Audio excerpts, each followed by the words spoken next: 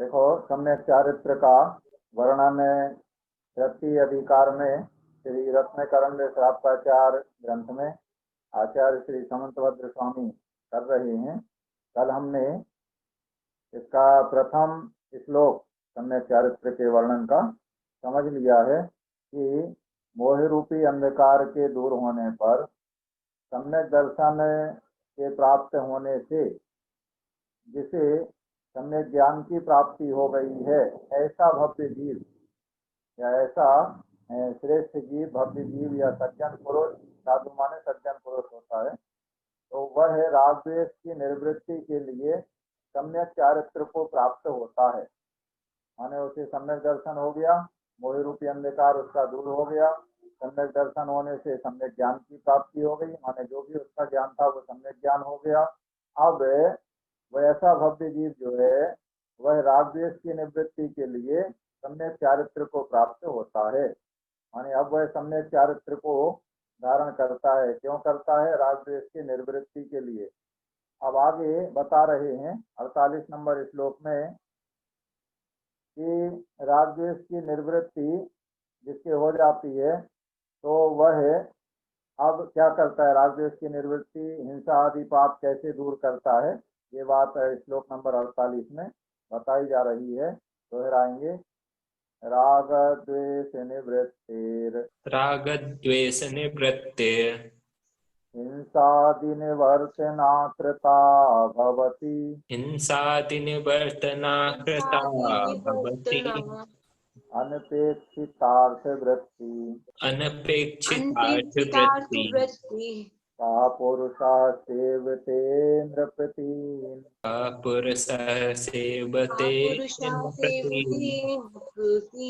हाँ, राग द्वेष निवृत्ति, राग द्वेष की निवृत्ति से हिंसादि निवर्तना कृता भवति, माने हिंसादि पापों की निवृत्ति स्वयं होती है। माने हिंसा, झूठ, चोरी, कुशील, परिग्रह जो पाप हैं, जिनको जिसकी राग द्वेष की निवृत्ति हो गई है तो उसके ये हिंसा आदि जो पाप हैं इनसे निवृत्ति स्वयं होती है। माने इनसे निवृत्ति अपने आप हो जाती है। जिसकी राग द्वेष से निवृत्ति हो गई उसके हिंसा आदि पापों से निवृत्ति स्वयं हो जाती है, अपने आप हो जाती है। जिसको राग नहीं रहेगा, द्वेष नहीं रहेगा, वो हिंसा क्यों करेगा, झूठ क्यों बोलेगा, चोरी क्यों करेगा, कुशील और परिग्रह का संचय क्यों करेगा? यानी नहीं करेगा। तो जिसके राग द्वेष की निवृत्ति होने से हिंसादि पापों की निवृत्ति स्वयं होती है। आगे एक उदाहरण दे के बता रहे हैं। यथा माने क्योंकि अनपेक्षितार्थ वृत्ति, अपेक्षा से रहित आजीविका वाला का पुरुष, माने कौन पुरुष? नृप-तीन सेवते, माने राजाओं की सेवा करता है। जिसको कोई अपेक्षा नहीं है तो वह राजा की सेवा करने क्यों जाएगा? माने राजा की सेवा या कोई दूसरे की सेवा, नौकरी चाकरी या व्यापार या कृषि आदि कोई भी कार्य करने जिसको कोई अपेक्षा नहीं है वो क्यों कोई कार्य करने जाएगा? अर्थात नहीं जाएगा। जिसको कोई अपेक्षा नहीं है, अपेक्षा से रहित आजीविका वाला, माने जो बदले में कुछ चाहता नहीं है, कोई अपेक्षा नहीं है जिसको, ऐसा कौन पुरुष राजाओं की सेवा करता है? अर्थात कोई नहीं करता। माने राजाओं की सेवा वही करता है जिसे राजा से कुछ अपेक्षा रहती है कि हमें कुछ मिल जाएगा राजा से, तो वह राजा की सेवा करता है। और जिसको कोई अपेक्षा नहीं है तो वह राजा की सेवा करने क्यों जाएगा? माने नहीं जाएगा। इसी तरह से राग द्वेष की निवृत्ति जिसकी हो गई है तो वह हिंसा आदि पापों को नहीं करता है। माने उसके हिंसा आदि पापों की निवृत्ति स्वतः हो जाती है, स्वयं हो जाती है। जिस तरह से जैसे कोई अपेक्षा नहीं है आजीविका आदि के लिए, ऐसा कौन पुरुष राजाओं की सेवा करता है? जब कोई अपेक्षा ही नहीं है तो राजाओं की सेवा कोई भी नहीं करता है। जैसे आचार्य श्री मानतुंग स्वामी के सामने प्रसंग जब आया था, उनके लिए राज सेवकों ने आके सूचना दी कि आपको महाराजा ने दरबार में बुलाया है। तो उन्होंने सेवकों से कह दिया कि मुझे राजा से और राजा के दरबार से कोई प्रयोजन नहीं है, इसलिए मैं वहाँ नहीं जाता हूँ।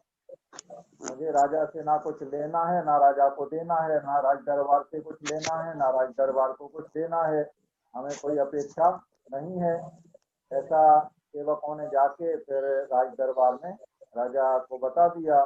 तो फिर राजा कुपित हो गया और फिर जबरदस्ती आगे भक्तांबर के प्रकरण में आपको पता है किस तरह से मानसुन मुनिराज को 48 सालों में बंद किया, फिर उन्होंने भक्तांबर की रचना की। तो जिसे राजा से कोई प्रयोजन नहीं है, इस प्रकार का कोई पुरुष राजाओं की सेवा नहीं करता है। उसी प्रकार से जिसको राग द्वेष की निवृत्ति हो गई है, माने राग द्वेष जिसके छूट गए हैं, राग द्वेष जिसके पास नहीं रहा है, उसके हिंसा आदि पापों की निवृत्ति स्वयं होती है, माने अपने आप हो जाती है। तो मुख्य रूप से चारित्र किसे कहते हैं, तो हिंसा आदि पापों से दूर होने को चारित्र कहते हैं। ऐसा कल जो बात आई थी तत्वार सूत्र का सूत्र हमने आपको बताया था, हिंसा या ब्रह्म परिग्रह व्रत व्रतम, माने हिंसा झूठ चोरी कुशील परिग्रह, ये 5 पापों से विरक्त होना, दूर होना, या इनको 5 पापों को त्याग करना व्रत कहलाता है। और वही एक देश और सकल देश होकर के चारित्र के 2 भेद हो जाते हैं। तो यहाँ वही बात कह रहे हैं कि हिंसा राग द्वेष आदि की निवृत्ति से हिंसादि पापों की निवृत्ति स्वयं होती है। इसके ऊपर के श्लोक में जो बताया गया है ना कि राग द्वेष की निवृत्ति के लिए चारित्र को प्राप्त होता है, सम्यक चारित्र को प्राप्त होता है। तो अब जिसके राग द्वेष की निवृत्ति हो गई है, उसके हिंसादि पाप अपने आप छूट जाते हैं, माने पापों से निवृत्ति स्वयं हो जाती है। और आगे एक उदाहरण दे रहे हैं कि जिसको कोई अपेक्षा नहीं है, माने अपेक्षा से रहित आजीविका वाला कोई पुरुष है, तो ऐसा कौन पुरुष राजाओं की सेवा करता है, अर्थात नहीं करता है। उसी तरह जिसके राग द्वेष नहीं है, तो उसके हिंसा आदि पाप नहीं होते हैं। एक बार श्लोक दोहरा देते हैं।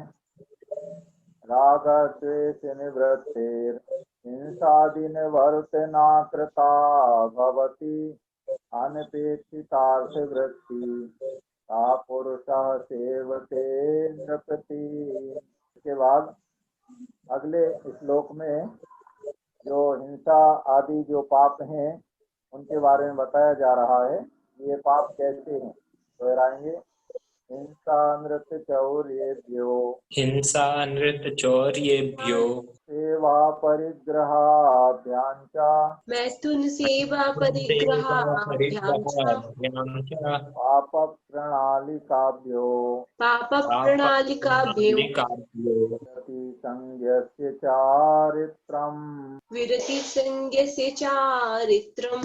हाँ, संज्ञस्य चारित्रम, संज्ञस्य माने सम्यक ज्ञानी का, संज्ञस्य माने सम्यक ज्ञानी का, चारित्रम माने चारित्र, सम्यक ज्ञानी का चारित्र क्या कहलाता है, पाप प्रणाली काभ्या, जो पाप की प्रणाली स्वरूप हिंसा नृत्य चौर्येभ्या मैथुन सेवा परिग्रहाभ्याम, ये 5 पापों के नाम हैं। हिंसा माने हिंसा, अनृत माने झूठ, चौर्येभ्या माने चोरी से, और मैथुन सेवा माने कुशील पाप, और परिग्रहाभ्याम माने परिग्रह से, विरति माने विरक्त होना। ये जो 5 पाप हैं, हिंसा झूठ चोरी कुशील परिग्रह, ये पाप प्रणाली काभ्या, पाप की प्रणाली है, माने इनसे पाप होते हैं, ये पाप होते हैं। पाप की प्रणाली माने पापों की निरंतरता, हिंसा झूठ चोरी कुशील परिग्रह, ये करने से पापों की निरंतरता होती है, माने ये पापों की प्रणाली हैं, पाप की प्रणाली स्वरूप हैं। तो सम्यक ज्ञानी का इनसे विरक्त होना, हिंसा आदि 5 पापों से विरक्त होना, चारित्रम कथ्यते माने चारित्र कहा जाता है। हिंसा झूठ चोरी कुशील, हिंसा झूठ चोरी कुशील और परिग्रह, इन 5 पापों से विरक्त होना। ये 5 पाप कैसे हैं? पाप प्रणाली काव्या, माने पापों की प्रणाली स्वरूप हैं, पापों की प्रणाली है ये 5 पाप। तो इनसे विरक्त होना सम्यक ज्ञानी का चारित्र कहलाता है, माने सम्यक चारित्र कहलाता है। सम्यक ज्ञान होने पर राग द्वेष की निवृत्ति के लिए चारित्र को प्राप्त होता है। राग द्वेष की निवृत्ति होने से हिंसा आदि पापों से निवृत्ति स्वयं हो जाती है। इसलिए ऐसा कौन है जिसे कोई अपेक्षा ना हो आजीविका आदि की? ऐसा कौन पुरुष राजाओं की सेवा करता है? अर्थात ऐसा कोई भी पुरुष राजाओं की सेवा नहीं करता है। और उसके बाद ये बता दिया कि सम्यक ज्ञानी का हिंसा, झूठ, चोरी, कुशील और परिग्रह इन पापों से विरक्त होना चारित्र कहा जाता है। और इन पापों की विशेषता बता दी। ये पाप कैसे हैं?